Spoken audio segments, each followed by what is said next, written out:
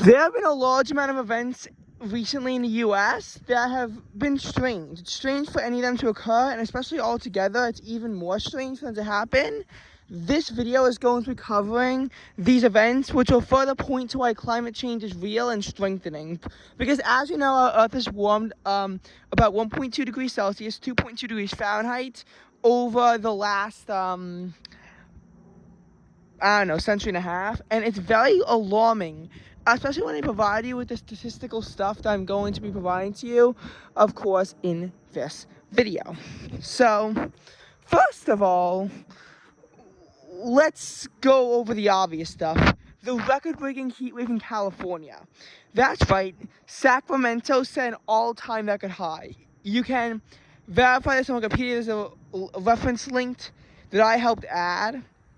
The NWS tweeted this out. I mean, I don't have my stuff in front of me, but you can look it up. Sacramento, at least according to preliminary data, set an all-time record high of 116 degrees Fahrenheit. Sacramento has never gotten that hot before.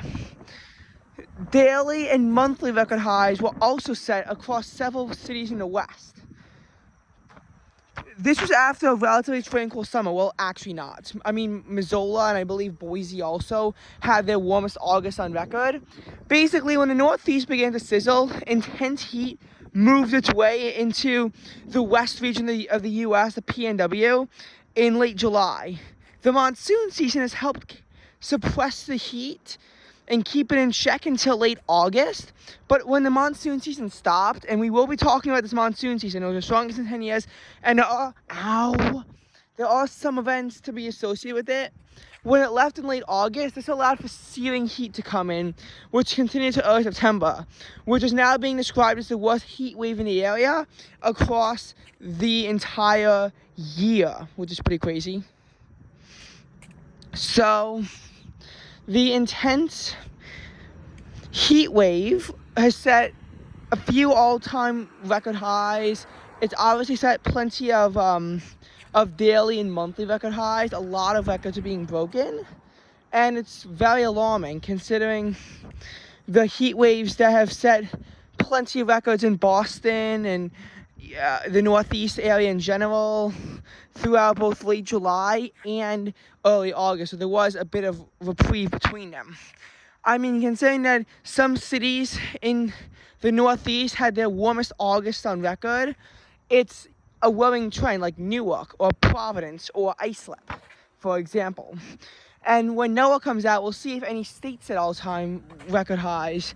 July saw the U.S. have its warmest daily minimums on record at 63.57 degrees. Never before had July seen record minimums this high. And I know 63.57 doesn't sound like much, but this is a nation of extremes, where you have extremes on both ends. And also consider the fact that these are your daily minimums. So if you're starting at 63.57, you're going to end in the 80s. As far as daily maximums go, it was the 8th hottest July, and they balance out to create the 3rd hottest July on record. Texas had its hottest July on record.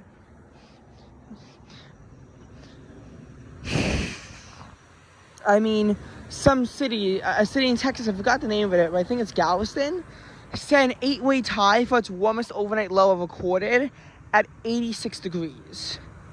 The final 13 days of the month, the low did not get below 84 degrees, and that's as a low. If you think about it, if the low is at 84 degrees, who knows how hot and humid it's going to be. There's a reason why the heat wave has killed at least 26 people, and that's only some deaths that I could medal out. There were probably hundreds of deaths in this heat wave, but they're just so hard to medal out that it's hard to get. The heat waves also existed in June and May, although it was mainly kept to the central U.S. in June. And May, the Northeast got a few bursts of heat, but it was just the typical May heat that really was only mentioned because it was part of, again, a brutal summer. And more NOAA data should be coming out in the coming days. I believe September 11th is when the report should be released, based on how the August report was released on August 11th, but we'll have to see. They didn't make an announcement yet, but they didn't make an announcement for the July one until August 8th, so expect something tomorrow. I don't know what it's going to be. Just expect something. But it's not just the heat, it's been the floods. Oh, and keep in mind, heat waves in Europe smashed many records and caused over 12,000 people to lose their lives. So keep that in mind too, that this heat isn't a US-centric thing. Japan saw its worst heat wave in 150 years, which also resulted in 80 people losing their lives. So it's not just the US that's experiencing heat. Europe is also experiencing a very bad drought, as is China. The US drought is expanding. Think of the Northeast flash drought. Yesterday in the Northeast, September 6th, did see significant rainfall across the metro area. But there's two things. First of all, we won't know the true impact of this until September 15th because the 8th drought monitor will cap off rain at 8 o'clock a.m. Though because there was some rain in the overnight hours of August 31st, we might see some progress, but we really won't know until mid-September. And if the rainfall totals continue like this, we might not see that much drought relief at all. So, but, it's not just the heat, it's the floods too. Like Pakistan saw 1,100 deaths because they've seen some of the worst flooding there in a very bad monsoon. It's not just Pakistan that's experiencing this though. In Kentucky, floods claimed 38 lives. There was also 2 deaths due to flooding in St. Louis a few days earlier. This was in late July. August saw Dallas's record rainfall, which was enough to reduce it from exceptional to just severe drought. Severe drought is bad, but this helped bring significant drought relief into an area that had been under the highest drought category and helped knock it down too in one go. However, the flooding of course, had its impacts, including a person losing their life. Someone was also swept away in Zion National Park. Death Valley was 0.01 inches away from having their rainiest day on record, and they had their rainiest August day on record, stranding 1,000 people. The weather on the state was, of course, much below normal. The day before the floods on August 4th, the high of 105 degrees was hit at midnight, and it dropped down to the mid-90s early in the morning, probably 96. After getting back up to 104, the weather station apparently cut off, so we have to assume that, based on Dark Skies data, that the low was probably about 90 degrees hit the next midnight. It would get down to 75 degrees as the rain would begin to pour in, and a high of 93 the next day was barely above the average low for the date. I'm pretty sure that set a record, but all I could find was NOAA, and they can't find a stable link for that, so I couldn't include it on Wikipedia. But the overall point is that this probably set a record for the coldest high for the day, and it was probably set in other locations as well. And of course now, Death Valley sets the record for the hottest global temperature in September at 127 degrees. So it's interesting to see how this works out. This was flash floods. We've seen some pretty bad flash flooding across the U.S. Montana had floods in June that wound up causing a death and $29 million in damage. So we've clearly seen that there's been a lot of flooding recently. Floods in Jackson, Mississippi cut off the water supply. At one point, it was so bad that the city ran out of bottled water to give to its residents. They're on a boil water advisory ever since the August 2nd flash floods, but the pipes completely burst after more flash flooding on August 24th that persisted for days on end. There were 5 in 1,000 year flood events in like 6 weeks, and all these events, it's really just impressive to see how they can all come down, and it has to be something that's causing all this. However, natural disasters recently haven't been anything more than atypical. We really haven't seen too much extreme stuff, at least in the United States. We have seen some extreme stuff around the globe, like some floods in East Queensland in March that wound up causing, I believe, 23 deaths.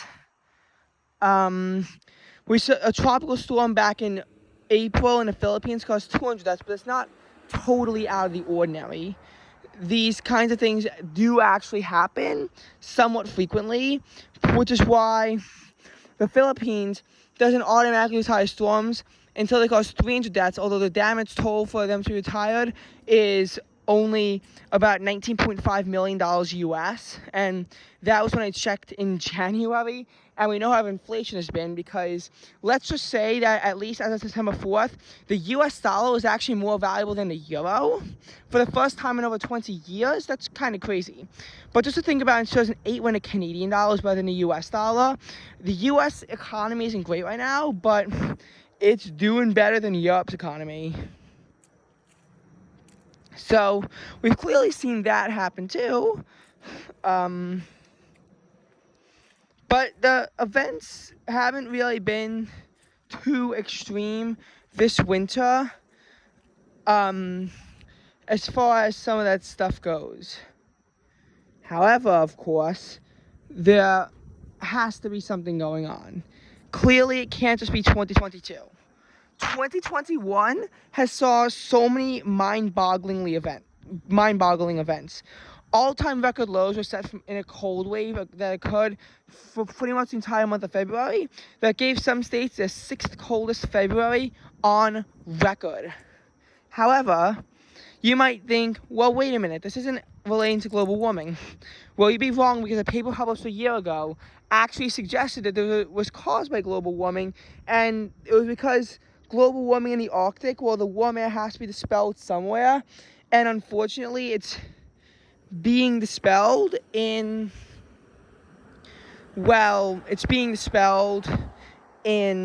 across the US, which can lead to worse cold waves. Several places, even as far south as Texas, saw a record cold, and some places got pretty damn close. However, where it was the coldest wasn't exactly the problem. Some parts of Canada and North Dakota got down to the negative 50s, and one part of Canada got down to negative 52 Celsius, which was in the negative 60s in Fahrenheit. The actual problem was in Texas, and it wasn't even in Dallas where it got to negative 2, it was in Houston, where the coldest it got was 11.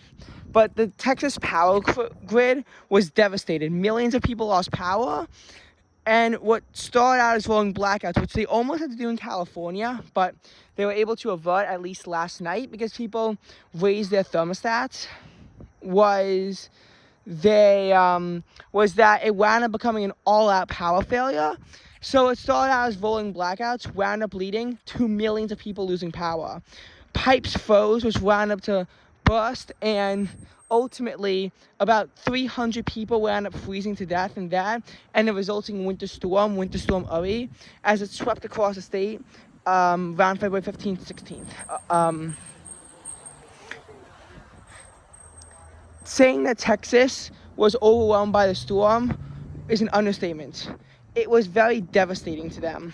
And even though only a few inches of snow fell, it's really the cold temperatures that made the impact, and the fact that they weren't prepared adequately for a storm like this. Because they were not prepared for a storm system and the cold like this, so they didn't winterize their power grid. And this has come with devastating consequences. About $200 billion in damage has been lost as a result of this cold wave, which makes it the costliest natural disaster in the United States. It was even costlier than Katrina and Harvey. And it wasn't just this. Searing heat in the Pacific Northwest caused 230 Americans and 570 Canadians, the deadliest weather events in Canadian history, by the way, to die under resounding heat. Temperatures peaked at nearly 50 degrees Celsius, or in the 120s Fahrenheit, in Latone, British Columbia, which set an all-time Canadian high. All-time state highs were set in Oregon and Washington, and provincial highs were set as far as Manitoba. And the searing heat got as far as northwestern Ontario. The East Coast also baked, but it wasn't nearly as bad, with some states seeing their all-time highest temperature recorded in June. And then 3 days later, they would have set some cold daily record highs. And all this nonsense actually led to Boston having a July cooler than June for the first time since 1872. Oh my god, it is so hot in this. I'm actually gonna take it off.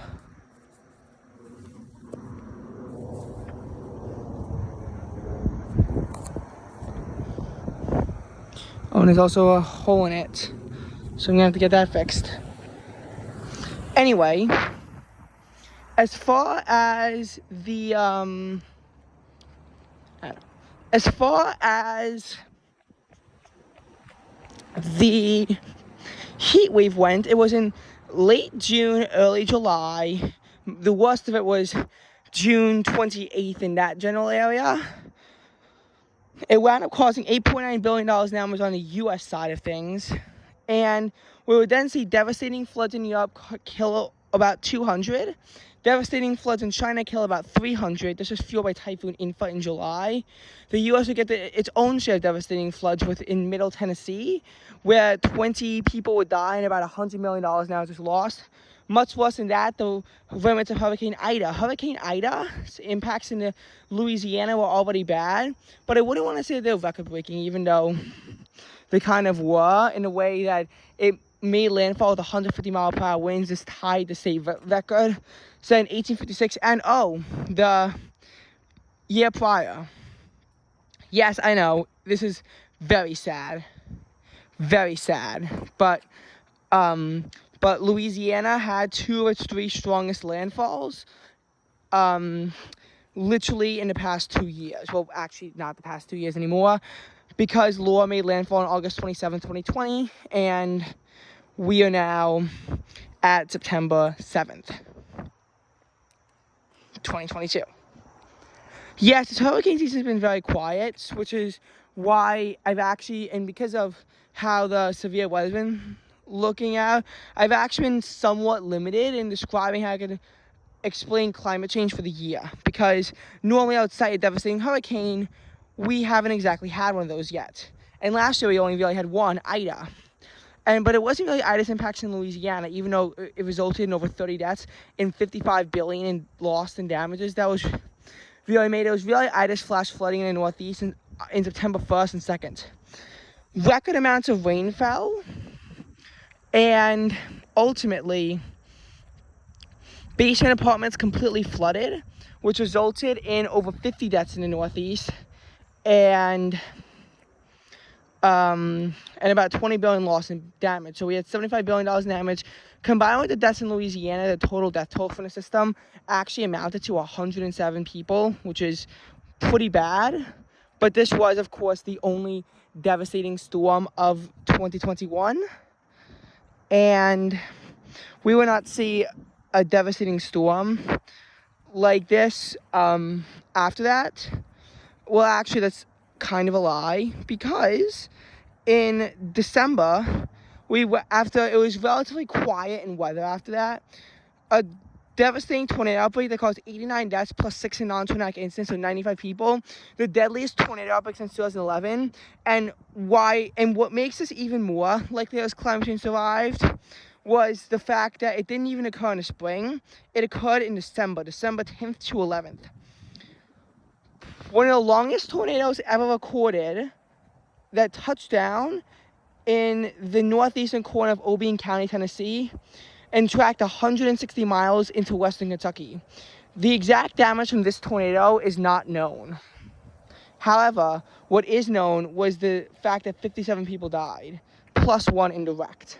515 people were injured. Mayfield was decimated by the tornado. 23 lives lost in Mayfield alone. 8 of them, of course, in that candle factory that wound up leading to the death toll being thought of to have been so high. Ultimately, the total was revised down, and the amount of deaths from the tornado was shot down to 35. However, more and more people would be found dead in the coming days. The tornado was thought to have been EF5 and had popular internet hype, but not only did they give it a rating of only an EF4, they also explicitly said why it could not be an EF5. Unlike some other tornadoes, like some in May 2016, which could have been EF5 had different circumstances aroused, where the NWS specifically acknowledged them.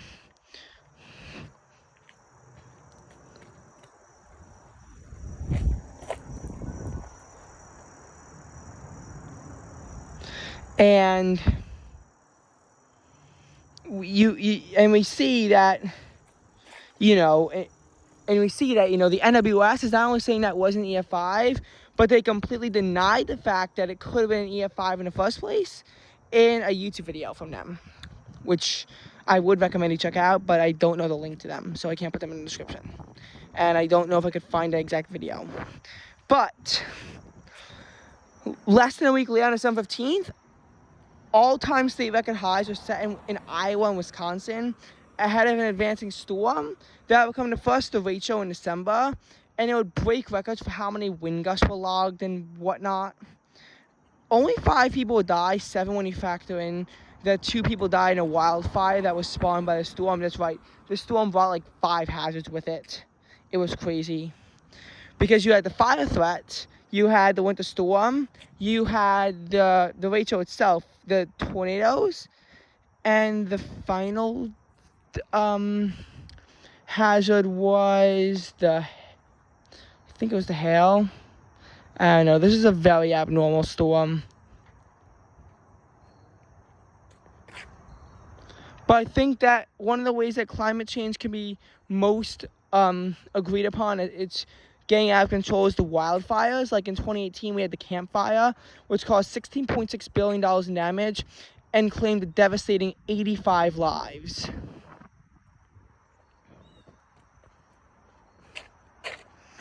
(2018) would also feature some extreme weather events that would think that that would cause a climate change, but they weren't quite as extreme as some of the other ones. 2020 lightning fires that may or may not have been caused by Tropical Storm Fausto, although we think that they weren't, wound up causing 23 more people to lose their lives in them. That also cost hundreds of millions of dollars in damages.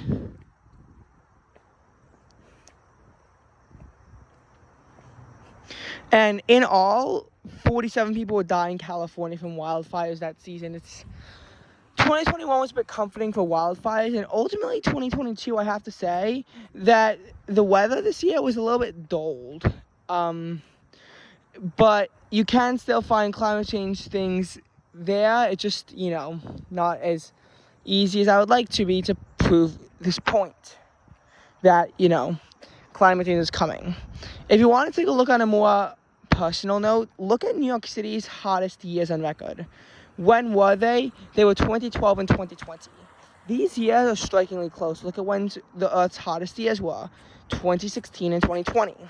2016 was one of New York's hottest years on record, and I believe it was the only year on record in which every single month in New York was above average, though some by only a fraction of a degree, but still above average nonetheless.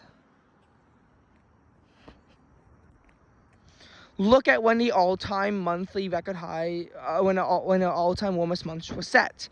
The warmest spring was in 2010 when the warmest April occurred. The warmest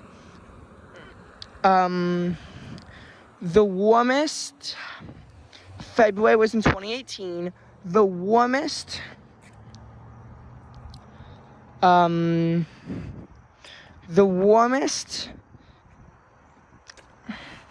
November was in 2020. The warmest December and September in 2015. The warmest October was in 2017. The warmest, I think that's probably about it. But still. And March 2012, if not for the last day, would have been the hottest and the driest March on record. But the final day brought significant precipitation and temperatures that were strikingly below average, although I don't know how below average it was. I think it was just a high of 43 and a low of 38, which actually didn't seem too bad. When you're trying for a record, nail-biting cold days are tough, and sometimes the nail-biting cold days could cost you, like what happened this time. But, look at February. 2012 had the hottest February on record, then 2017 did, in 2018. November's hottest record was initially not 2000 and 2020, but 2015 instead.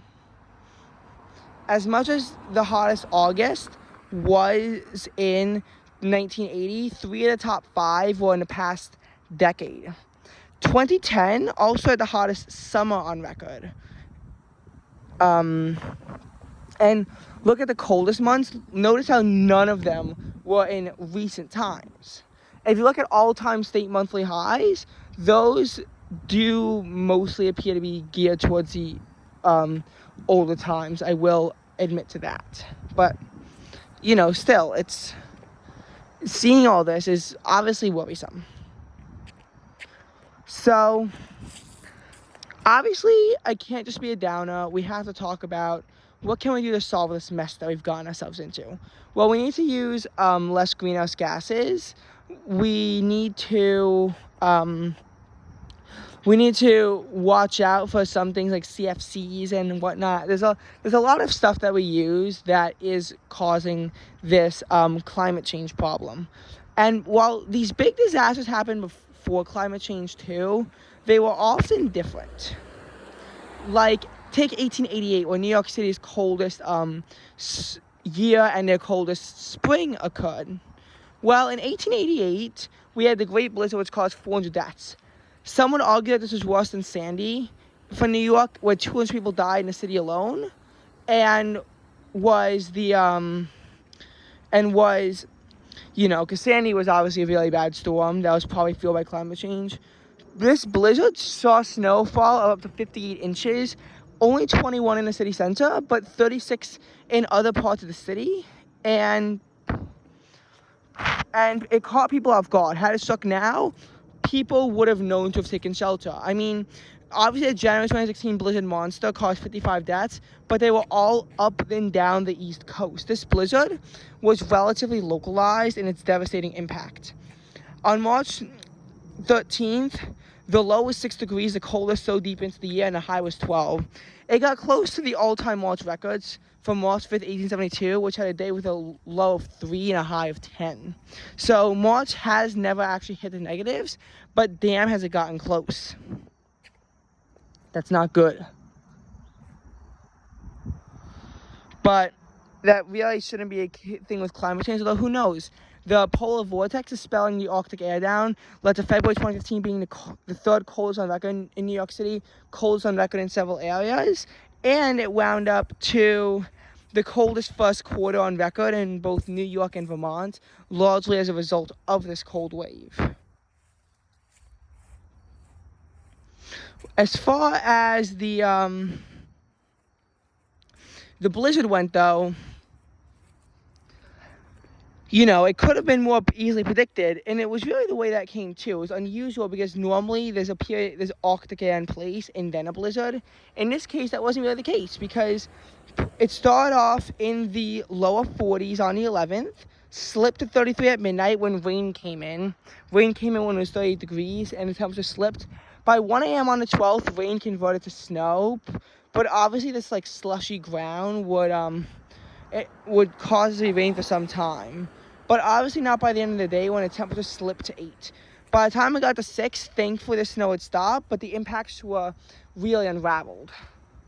But notice how it could have been easily predicted had people known that temperatures were going to slip to the 20s and then into the 10s and then into single digits.